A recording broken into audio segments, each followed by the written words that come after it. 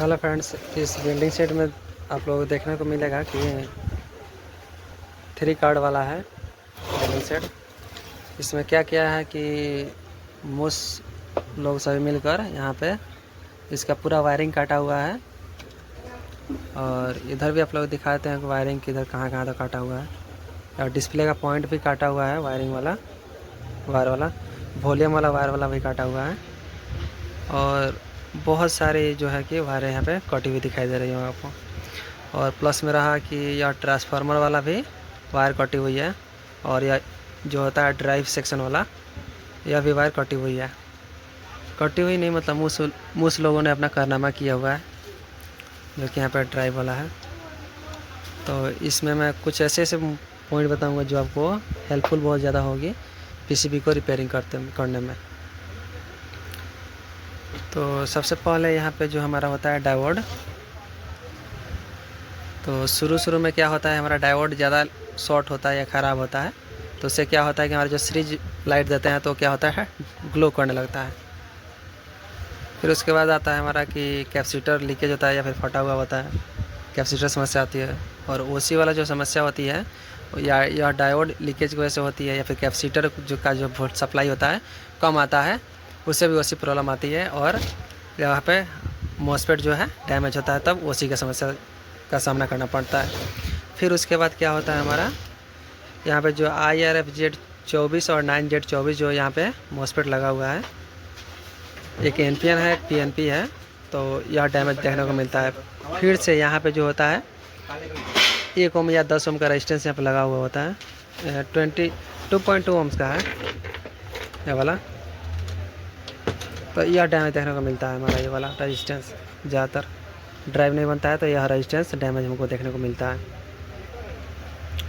फिर उसके बाद से क्या होता है कि हमारा जो ट्रांसफार्मर डैमेज होता है, तो इसको क्या करते हैं, हम बारीकी से वायरिंग करना शुरू करते हैं। हम यहाँ पे इसको मतलब फास्ट फॉरवर्ड कर देंगे हम वीडियो को। तो सबसे पहले हम बॉटम वाला कार्ड को ही सही करेंगे, और इसमें मैंने चेक किया हुआ था, तो इसमें इसका जो डायोड एक डैमेज है, उस साइड वाला डायोड डैमेज दिखा रहा था।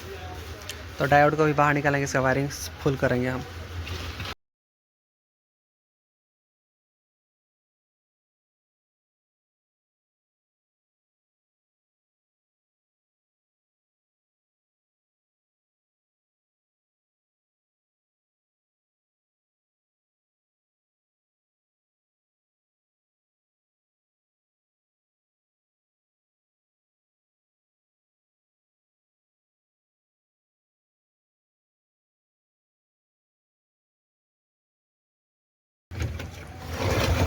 बॉटम कार्ड हमारा हो गया।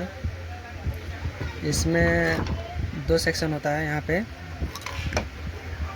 एक सेक्शन हमारा ये हो गया, और ये सेक्शन हो गया हमारा, एक सेक्शन हो गया। इसमें क्या होता है हमारा, यहाँ पे 24 वोल्ट आता है। 24 वोल्ट उस वक्त आता है जब क्या होता है कि हमारा जो यह जो NTC है,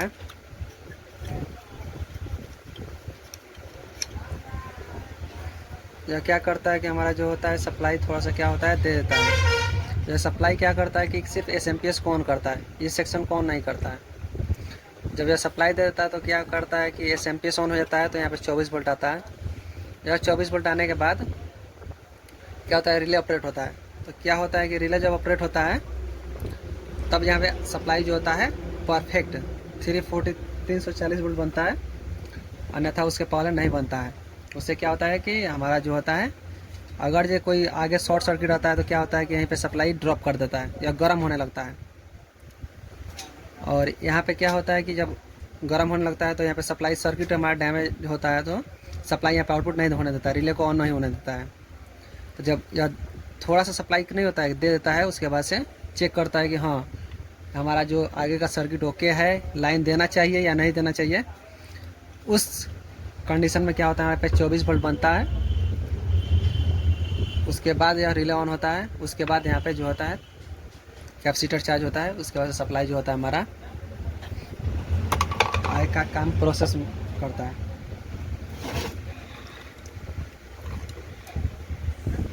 यहाँ मतलब क्या करता है ना कि उतनी शक्तिशाली से वोल्टेज नहीं देता है यहाँ पे कैपेसिटर पे।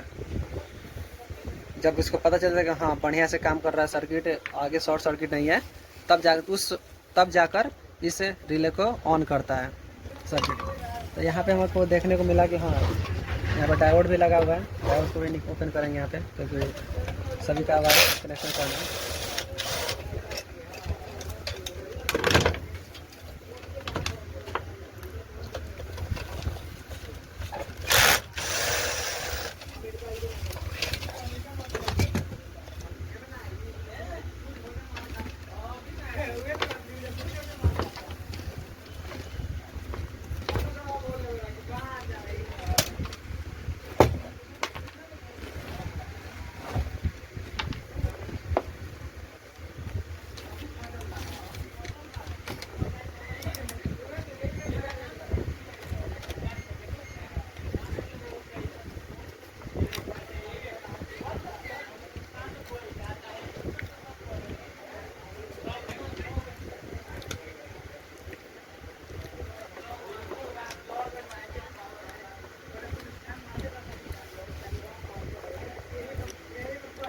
पहले हम मीटर को डायोड रेंज में रखेंगे।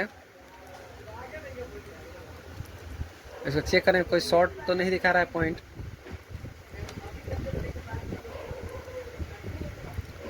ठीक है, इसका वैल्यू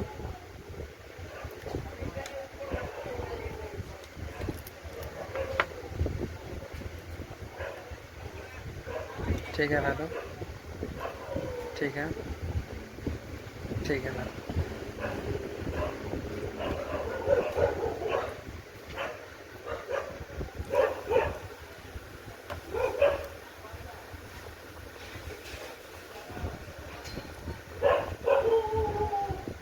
ओके, हमारा ये डायोड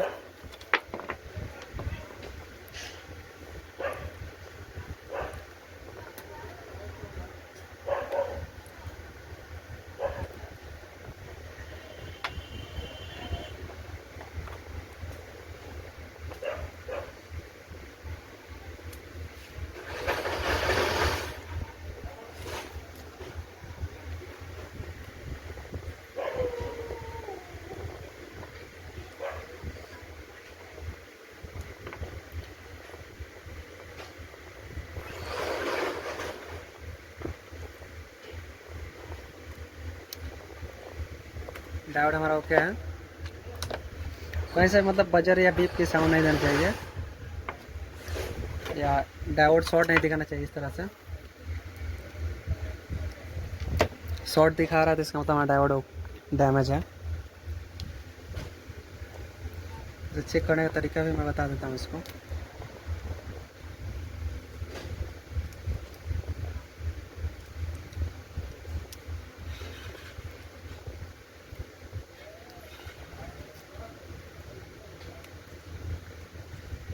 मैंने उस वक्त चेक किया था तो क्या होता है कि एक डायोड शॉर्ट दिखा रहा था। शायद मुझे लग रहा है कि जैसे वायर टच हो गया होगा, इतना छिला हुआ है इसलिए।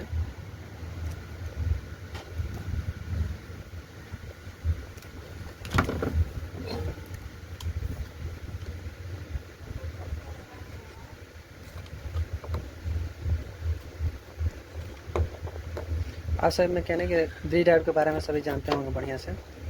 इसमें ज़्यादातर 2-3 प्रॉब्लम आती है जो मैंने बता दिया है पहले ही, कि वहाँ से समस्या आती है इस वेल्डिंग सेट में।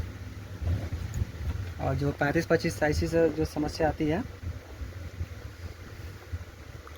या जो हमारा पॉजिटिव सप्लाई है, तो पॉजिटिव पे क्या रखेंगे हम, निगेटिव वाले पॉइंट को रखेंगे यहाँ पे इस तरह से। या पॉजिटिव पॉइंट है प्लस, जहाँ से निकलता है आउटपुट, प्लस पे माइनस को रखेंगे और ऐसे चेक करेंगे हम। ठीक है, यहाँ पे 9 के आसपास में दिखाता है वैल्यू, और दूसरी तरफ से नहीं दिखाना चाहिए इसको। सेम उसी प्रकार इसको भी चेक करना पड़ेगा। प्लस वाले पॉइंट पे माइनस वाले प्रोब को रखना है, निगेटिव प्रोब को, और इसे बॉल में चेक करना है। ठीक है, इसके साइड में चेक करना। ठीक है, यहाँ पे 9 के आसपास में वैल्यू दिखाना चाहिए। ठीक है, 976 के आसपास में 0.9676 दिखाना चाहिए। और इसके अपोजिट यहाँ पे नहीं दिखाना चाहिए, नहीं दिखा रहा है, परफेक्ट है हमारा।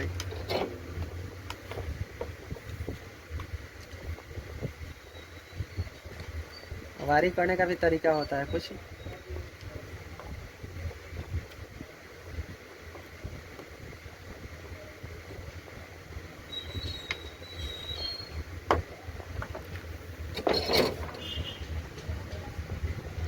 यह जो हमारा एसी पॉइंट है, जैसे यहाँ पे आप देख सकते हैं, एसी पॉइंट इसमें किस तरह से दिया गया है।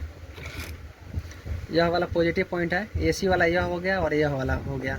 दो पिन जो किस वो एसी वाला है, दोनों को आपस में मिलाकर यहाँ पे दो को यहाँ पे जोड़ दिया गया, दो को यहाँ पे, और क्या हो रहा है, शॉर्ट हो जा रहा है यहाँ पे। एक डायोड का काम हो गया। दूसरा डायोड में क्या हो रहा है, दोनों को एसी को पकड़ कर लाया जा रहा है और यहाँ पे 4 तार को यहाँ पे असेंबल कर दिया जा रहा है। तो यह डायोड का एक हो गया, और इसका प्लस निकाल कर यहाँ पे दे दिया जा रहा है प्लस, इसका माइनस निकाल कर यहाँ पे दे दिया जा रहा है। मतलब जो यह हमारा एक काम करना चाहिए, वहाँ पे क्या हो रहा है, 2 आदमी को लगा दिया गया है यहाँ पे। 30 एम्पियर का होता है और 30 एम्पियर का मिल गया, 60 एम्पियर का हो गया, एसी 60 एम्पियर बन जाएगा हमारा। 30 एम्पियर में क्या होता है कि उसमें होता है कि प्लस माइनस सिंगल कार्ड में लगाया जाता है। तो इसको हम चलिए स्टार्ट करते हैं वायरिंग।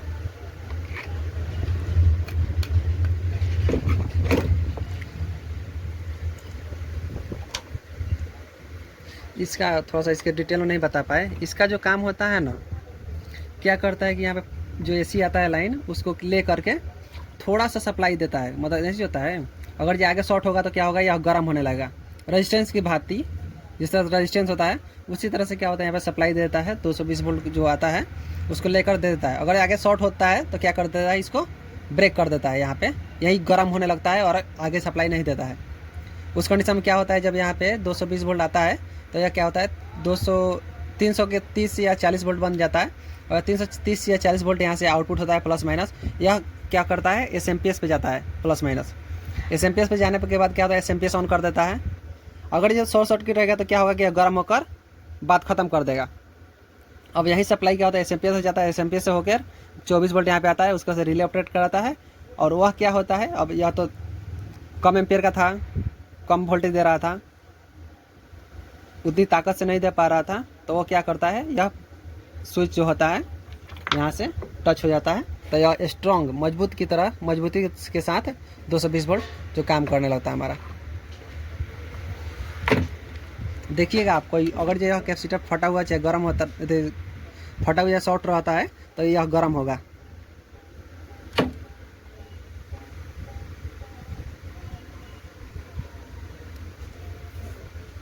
इसका नाम शायद पीटीसी है, पीटीसी।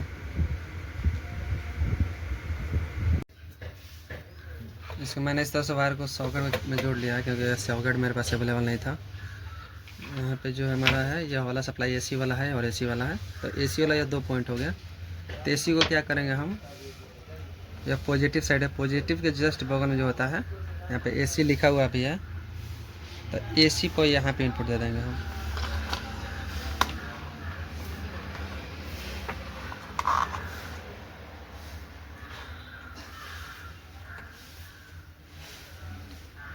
यहाँ पे एसी इनपुट हो गया, और दूसरा एसी का पॉइंट इसके ठीक है कॉर्नर पे, नहीं ये वाला पॉजिटिव वाला मतलब जोड़ दिया हूँ, यहाँ पे नेगेटिव वाला पे जोड़ दिया। एसी वाला पॉइंट हमारा ये वाला है।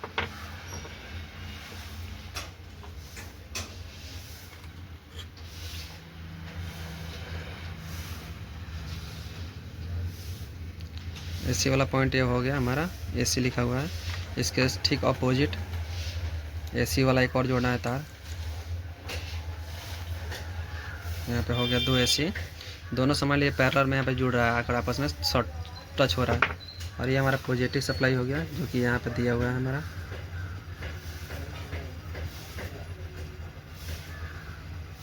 और ये हमारा नेगेटिव सप्लाई।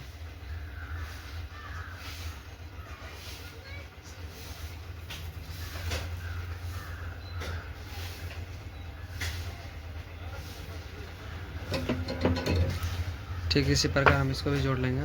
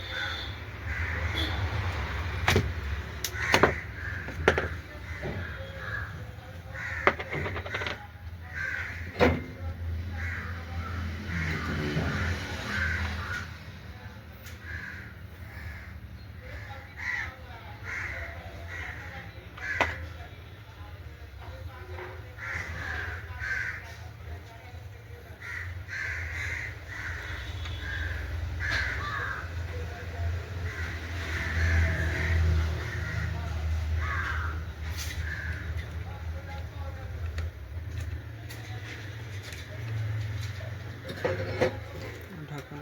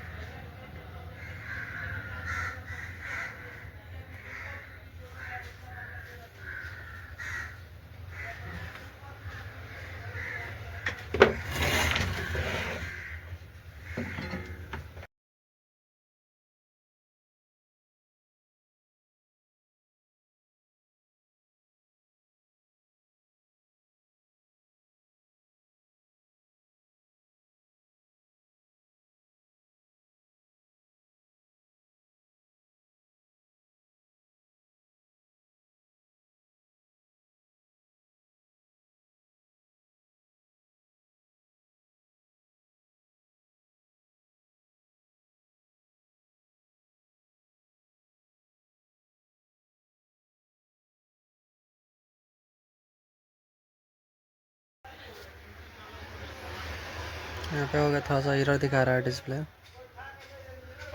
182 दिखा रहा है यहाँ पे। 82 200 अप्रॉक्स होगा।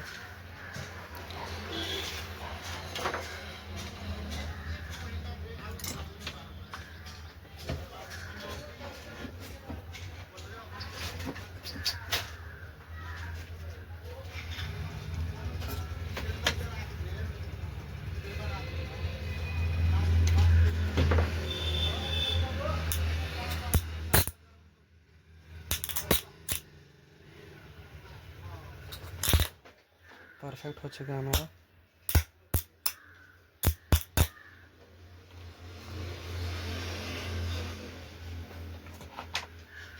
इसमें ज़्यादातर समस्या देखने को यही मिलता है, या बॉटम कार्ड से देखने को मिलता है। और यहाँ पे जो IRFZ24 और 9Z24 डैमेज होता है, और IGB तो मॉसफेट इसमें डैमेज होता है, या डायोड डैमेज होता है। और जो मामूली होता है, या IC कई बार होता है, क्या करता है कि OC वाला प्रॉब्लम आता है बार बार। तो क्या होता है कि OC नहीं हटता है, तो इस IC को बदल कर देखना पड़ता है हम लोगों को। IC कई बार होता है, लीकेज होता है। और यहाँ पे जो ट्रांजिस्टर हो गया, पिन नंबर इसका जो 9 होता है, यहाँ पे 9 8 नंबर हो गया, 9 नंबर पे यह ट्रांजिस्टर के थ्रू होता कर जाता है सप्लाई। और यहाँ पे एक 10 ओम का रेजिस्टेंस रहता है, वो डैमेज होता है हमारा अधिकांश, कि दिखा रहे हैं 6 पॉइंट कुछ ओम का है। R19 पे R19 पे है लगा हुआ। एक सेकंड, 6 ओम या 5 ओम या 10 ओम का लगा हुआ रहता है यहाँ पे। 680 ओम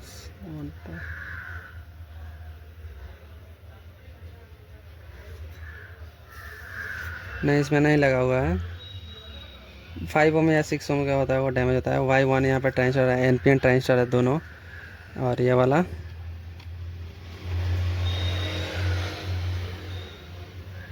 नहीं दिखाई दे रहा है। Y1 ट्रांजिस्टर है, इसको चेंज कर देने पर जो होती है आउटपुट अगर नहीं दे रहा हो 35-25 ऐसे, तो यह दोनों ट्रांजिस्टर को चेंज करना पड़ता है हम लोगों को।